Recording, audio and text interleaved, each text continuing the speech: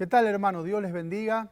Hoy día quiero compartir con ustedes la palabra del Señor. Y quiero comenzar con una pregunta. ¿Alguna vez has tenido deseos en tu corazón, pero que al pasar el tiempo te has dado cuenta que esos deseos realmente eran peligrosos?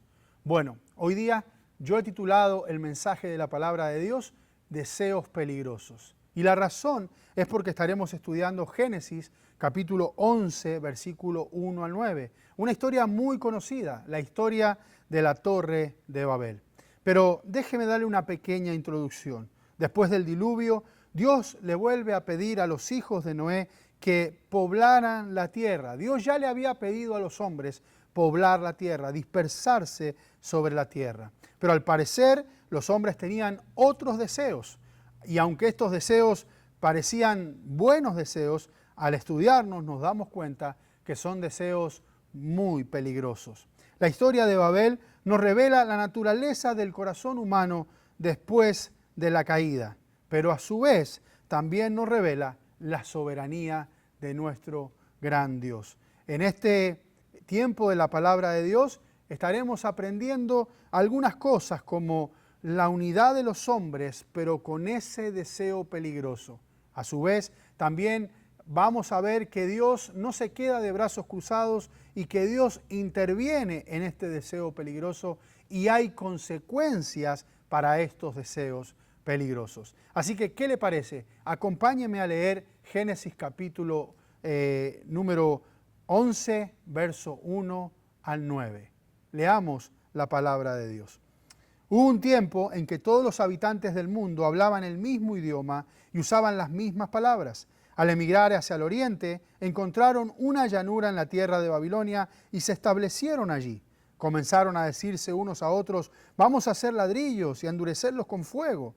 En esta región se usaban ladrillos en lugar de piedra y la brea se usaba como mezcla. Entonces dijeron, vamos, construyamos una gran ciudad para nosotros, con una torre que llegue hasta el cielo. Eso nos hará famoso y evitará que nos dispersemos por todo el mundo. Pero el Señor descendió para ver la ciudad y la torre que estaban construyendo y dijo, miren, la gente está unida y todos hablan el mismo idioma. Después de esto, nada de lo que se propongan hacer les será imposible. Vamos a bajar y a confundirlos con diferentes idiomas. Así no podrán entenderse unos a otros. De esa manera, el Señor los dispersó por todo el mundo y ellos dejaron de construir la ciudad. Por eso la ciudad se llamó Babel, porque fue allí donde el Señor confundió a la gente con distintos idiomas. Así los dispersó por todo el mundo. Oremos. Padre, te damos gracias por esta palabra que tú nos has dejado en las Escrituras para que nosotros podamos entender, comprender y ser desafiados cada día a ser mejores. Ayúdanos, háblanos a nuestro corazón. Te lo pedimos en el nombre de Jesús. Hermanos, como les dije hace un instante, habían deseos en el corazón de estos hombres, deseos que aparentaban ser buenos, pero que en realidad se tornaron en deseos muy peligrosos. Así que vamos a mirar en esta historia, vamos a ver cómo el Señor ve la unidad de estos hombres, cómo el Señor interviene en el deseo peligroso de estos hombres y cuáles son las consecuencias de los deseos de estos hombres. En primer lugar, acompáñenme y vamos a mirar la unidad de los hombres, pero con deseos peligrosos. El versículo 1 nos relata la Escritura que hubo un tiempo que todos los habitantes del mundo hablaban el mismo idioma y usaban las mismas palabras. Esto, hermanos, describe esa unidad lingüística que tenían estos hombres, la unidad de pensamiento que facilitaría esa acción colectiva de querer construir esa torre para estar todos juntos. Esta unidad que podría haber sido para el bien, se torna en un instrumento de rebelión en aquellos días. Aunque quizás esto pudiera haber sido para algo bueno, al final nos vamos a dar cuenta que todo tenía que ver con un corazón rebelde. El versículo 2 nos dice que cuando ellos emigraron hacia el oriente, encontraron una cierta llanura en la tierra de Babilonia y se establecieron allí, dice la Escritura. Se establecieron en un lugar. Y esto nos habla claramente y nos dice directamente que contradice el mandato de Dios. El mandato de Dios para este grupo de hombres de aquellos días era que tenían que llenar la tierra. En este caso, ellos no están obedeciendo a ese mandamiento. El deseo que tienen en el corazón es un acto de asentamiento, es un acto de conciliación, pero no es un acto de dispersión como Dios les había enviado. El versículo 3 también nos da cierta información y nos dice que ellos comenzaron a decirse unos a otros: vamos a hacer ladrillos, vamos a endurecerlos con fuego. Hermanos, y la verdad es que en esta región y en esos días se usaban ladrillos en lugar de piedra y la brea se usaba como una especie de mezcla. Estos métodos humanos de construcción, de ladrillo y brea, estos materiales hechos por el hombre van en un contraste con la piedra natural de la creación, muestra la autosuficiencia, muestra la habilidad humana para lograr sus propios fines y seguramente sin tener en cuenta a Dios. Ellos no querían usar las piedras regulares, ellos no querían usar lo que la naturaleza les daba hasta ese momento. Ellos decían: vamos a hacernos nuestro ladrillo, nuestra brea, vamos a usar nuestros métodos. Vemos en esos corazones el deseo de independencia, el deseo de querer hacer las cosas a la manera que ellos querían hacerlas. Pero no solo eso, ahora viene una parte importante en este tema de la unidad del hombre. Es que el versículo 4 dice: entonces ellos dijeron, vamos, construyamos una gran ciudad para nosotros. Hermanos, la construcción es con un propósito netamente egocéntrico. Dice la Biblia: hagamos una gran ciudad para nosotros. Un proyecto centrado en el hombre, un proyecto que no estaba centrado en Dios. Esto no era para la gloria de Dios, esto no era para los propósitos de Dios, esto era un deseo totalmente egoísta. Y qué triste, ¿verdad?, cuando en nuestro corazón el deseo está lleno de egoísmo. El versículo nos dice: construyamos una gran ciudad que sea para nosotros. Nos demuestra el egoísmo en el corazón caído del ser humano. Pero también el verso 4, la parte final, dice: con una torre que llegue hasta el cielo. Hermanos, esto no se trata tan solamente de una obra arquitectónica, sino de una aspiración religiosa, simbólica. Hermanos, ellos estaban buscando una estructura que conectara la tierra con el cielo, pero por medios humanos. Una realidad.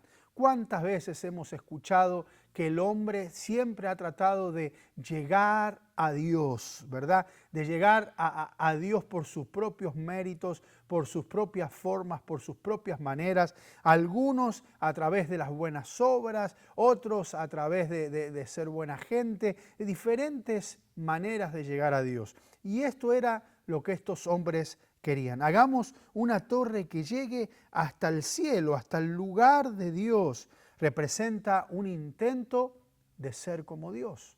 No sé si te has dado cuenta, pero ellos querían llegar al lugar de Dios. Ellos querían llegar tan altos a llegar al lugar de Dios. Y este, hermano, es un viejo deseo que lo vemos constantemente en las Escrituras. Es un deseo que lo vemos en el enemigo, lo vemos en el diablo. La Biblia nos deja claro, ahí en Isaías capítulo 14, verso 14, dice la palabra de Dios: escalaré hasta los cielos más altos y seré como el Altísimo. Usted sabe de qué está hablando de Lucifer, ¿verdad? Un deseo muy antiguo, el querer ser como Dios. Hermanos, lo vemos no solo en esta oportunidad, lo vemos también en la historia de Adán y Eva, en el capítulo 3 de Génesis, ahí en el verso 5, la Biblia dice: Dios sabe que en cuanto coman del fruto, se les abrirán los ojos y serán como Dios, con el conocimiento del bien y del mal. Eso es lo que Satanás les inyectó, la serpiente les inyectó a Adán y Eva. Si ustedes comen, ustedes van a ser como Dios. En el corazón del hombre, en alguna parte del corazón del hombre, está ese deseo de ser igual a Dios, de querer compararse con Dios, querer manejar nuestra vida sin Dios. Planificaban hacer una gran torre, planificaban hacer una gran ciudad, pero planificaban sin tener en cuenta a Dios. Esto, hermanos, es un peligro también para nosotros hoy día. Pensamos que con nuestro esfuerzo, pensamos que con nuestra inteligencia, con nuestros recursos, podemos resolver todos los problemas, evitar todos los sufrimientos, tener todas las respuestas que necesitamos para nuestra vida, que con nuestras capacidades podemos llegar a solucionar todo lo que nos sucede. Debemos darnos cuenta que no somos como Dios y que no tenemos el poder de Dios y que somos pequeños y que somos débiles y que somos necesitados y que somos dependientes de nuestro Dios. Ahí estaban estos hombres queriendo hacer una gran ciudad y una gran torre que llegara hasta el cielo. El verso 4 nos da más claridad todavía del deseo egoísta que estos hombres tenían. Dice la Biblia, y eso nos hará famosos. Haremos una gran ciudad, haremos una gran torre que llegue hasta el cielo y que el propósito es, esto nos hará famosos. Hermanos, la búsqueda de un nombre, la búsqueda de fama para sí mismo era el deseo que había en estos hombres. Querer ser recordados, querer ser grandes por sus propios logros, en lugar de darle la gloria a Dios, en lugar de hacer famoso a Dios. Esto es un peligro. Hermanos, el orgullo como una motivación central, la gloria humana sobre la gloria divina. Y cuando pensamos en nuestra sociedad actual, cuando pensamos en nuestra generación, hermanos, tenemos que tener cierto cuidado, porque la sociedad actual, el tiempo en el que vivimos, nos está empujando continuamente a querer construir, no una torre, una marca, ¿verdad? Una marca personal, la fama terrenal, que la gente nos reconozca, que la gente nos aplauda, que seamos reconocidos. Hoy lo podemos ver, es muy fácil verlo. Hoy la gente anhela ser influencer. Hoy día las redes sociales te están motivando a crear una propia marca para hacerte conocido o para hacerte famoso. Era lo mismo que estaba pasando en el corazón de estos hombres, que seamos famosos, que nos conozcan, que nuestro nombre quede marcado. Y tenemos que tener cierto cuidado, hermanos, porque la fama terrenal, los aplausos terrenales son cortitos y vacíos. No son duraderos, no satisfacen, son extremadamente frágiles.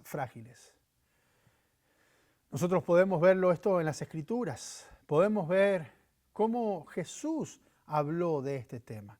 El Señor Jesús, en una oportunidad, hablando acerca de los fariseos, que les gustaba ser reconocidos, que los aplaudieran, que los reconozcan, que les encantaba a ellos dar ofrendas y que todo el mundo los viera, que les encantaba orar en público, que ellos querían eso. Jesús dice, miren, ellos tienen su recompensa por lo que hacen. Es una recompensa humana.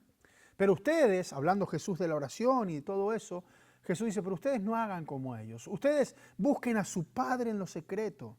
Y su Padre que ve en lo secreto le recompensará públicamente. El Señor habla claramente acerca de ese deseo del corazón, de ser reconocidos, de ser admirados, de que el mundo los vea, de querer construir su marca. El Señor dice, ustedes vayan a su Padre en lo secreto, entren a su cuarto, cierren su puerta y su Padre que mira en lo secreto le recompensará en público. Hermanos, tenemos que tener cuidado con esto de la fama, del egocentrismo, de ese deseo peligroso de querer ser reconocido, de querer ser aplaudido. El versículo 4 también nos dice otro principio muy importante. Dice el versículo 4, y evitará que nos dispersemos, por todo el mundo. Fíjense, quieren hacer una gran ciudad, quieren hacer una gran torre, llegar a ser igual que Dios, para hacerse famosos, para construir su marca, su nombre. Pero después dice, y para que esto evite que nosotros nos dispersemos por todo el mundo. Es una abierta y directa desobediencia al mandato de Dios que Dios había dado en Génesis capítulo 9, verso 1. El mandato era, ustedes tienen que llenar la tierra, tienen que poblar la tierra.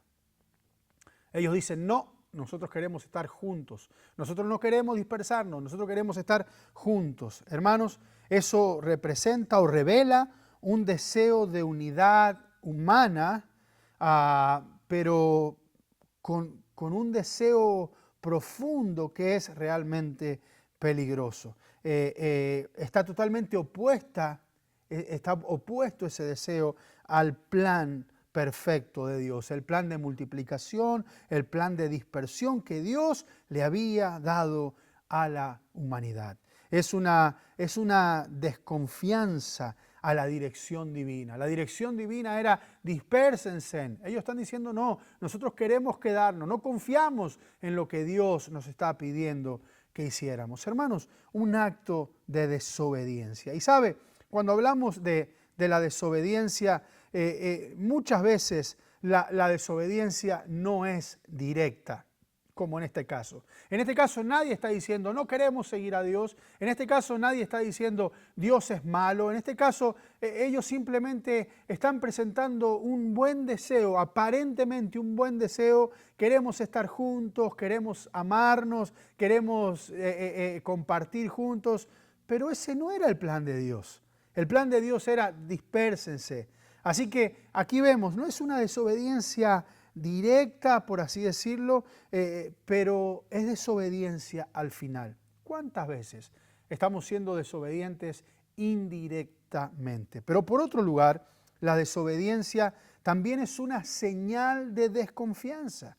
Cuando usted y yo no obedecemos al Señor como Él nos manda, eso muestra que realmente tenemos desconfianza a lo que Dios nos está pidiendo que hagamos. Cuando no obedecemos, estamos diciendo, no creemos que esto es lo que debemos hacer. Y eso es desconfianza delante de nuestro Dios. En tercer lugar, la desobediencia nos separa de las bendiciones de nuestro Dios.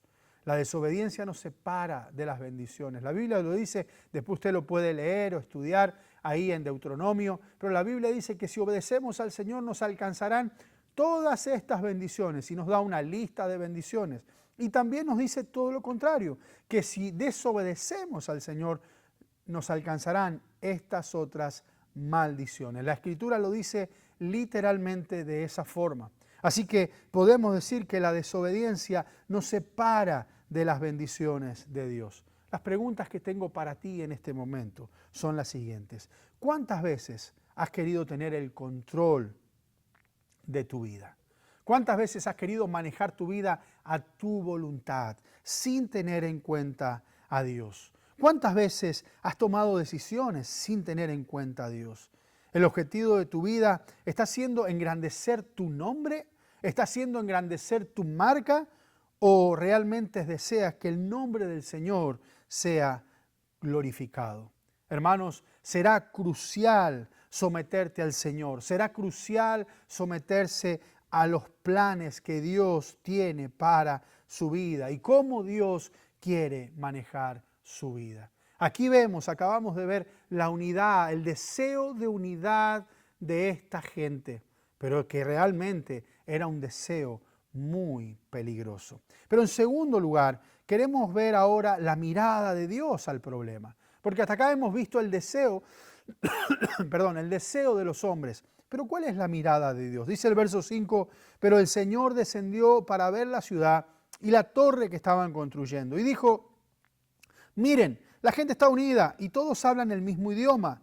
Después de esto, nada de lo que se propongan hacer les será imposible. Qué tremendo, ¿verdad?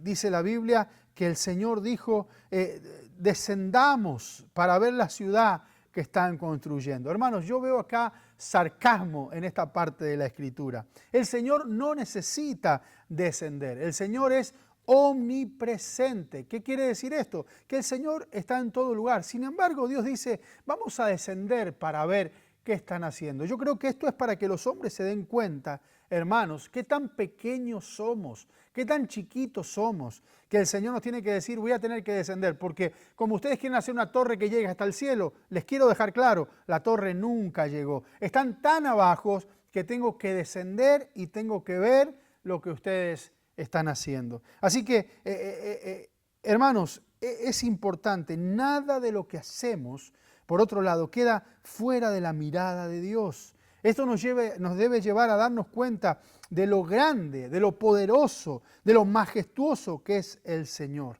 Esto nos debe motivar, por otro lado, a hacer lo que es correcto delante de Dios. El Señor dijo, descendamos y miremos los que están construyendo. El Señor está presente en todo lo que hacemos. Nada de lo que hacemos queda fuera de la mirada de nuestro Señor. Miremos ahora, en tercer lugar, la intervención divina y sus consecuencias. Verso 7. Vamos a bajar y confundirlos con diferentes idiomas. Así no podrán entenderse unos a otros. De esa manera, el Señor los dispersó por todo el mundo y ellos dejaron de construir la ciudad. Hermanos, Dios actúa decisivamente para frustrar los planes de estos seres humanos. La confusión de estas lenguas es un juicio directo de parte de Dios sobre la actitud rebelde, de estos hombres de querer mantenerse juntos cuando Dios quería que se dispersaran. El plan de Dios era dispersarlos, era que la tierra se llenara, que ellos pudieran hacer la voluntad de Dios. Y el resultado final es el cumplimiento del propósito original de Dios. Fíjese, el propósito original de Dios era que ellos se dispersaran. Ellos dijeron, no, nosotros haremos una gran ciudad, una gran torre, nos quedaremos acá, seremos conocidos. Y Dios dice, no, las cosas no se hacen como ustedes dicen, las cosas se hacen como yo digo. Al final, Dios confunde las lenguas, Dios los confunde, y esto es un juicio, literalmente, para demostrar también a los seres humanos que las cosas se hacen a la manera de Dios. Hermanos, la historia de Babel nos enseña que por más unidos que nosotros estemos, por más inteligente que seamos, por más ambicioso que seamos, ningún plan humano que se oponga contra la voluntad de Dios puede prosperar a largo plazo. La pregunta es, ¿hay áreas en mi vida, hay proyectos personales o incluso proyectos o metas ministeriales donde estoy confiando más en mis propias fuerzas, en mis habilidades, que en el poder y el plan de Dios? Conclusión, ¿estás viviendo una vida de egoísmo? ¿Estás viviendo una vida de orgullo? ¿Una vida aislada de Dios? ¿Estás construyendo tu propia torre? ¿Qué planes has hecho que no tienes en cuenta a Dios, que no incluiste el consejo de Dios? En esta oportunidad yo quiero animarte a que vengamos delante del Señor y que examinemos nuestro corazón. Si descubres alguna señal de autosuficiencia, si descubres alguna necesidad de ser reconocido, de tener los aplausos, que hoy día tú puedas confesarle al Señor este pecado y que puedas arrepentirte. Que el Señor nos ayude. Oremos. Padre, te damos gracias por tu palabra, por tu consejo. Te pedimos que nos ayudes. Señor, y si hay algo que debemos confesarte, en esta oportunidad lo traemos delante de ti. Te pedimos perdón y te pedimos que nos ayudes a caminar de acuerdo a tu plan y de acuerdo a tu voluntad. En el nombre de Jesús. Amén y amén. Dios les bendiga, hermanos.